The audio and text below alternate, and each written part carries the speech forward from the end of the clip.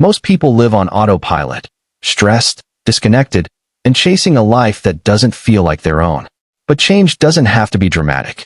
It starts with small, intentional steps.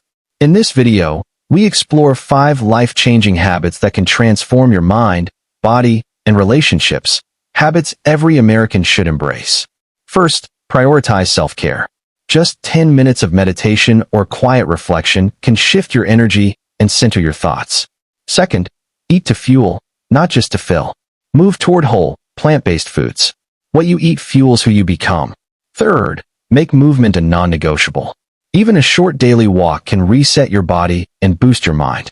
Fourth, practice gratitude. Write down 3 things you're thankful for every day. It rewires your brain for clarity and hope. Fifth, connect with your community.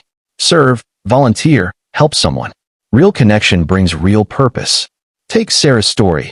A busy mom who started small. 10 minutes of meditation, short walks, monthly volunteering.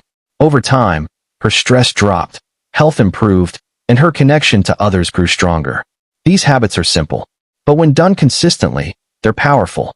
Don't wait for life to force you into change. Choose it.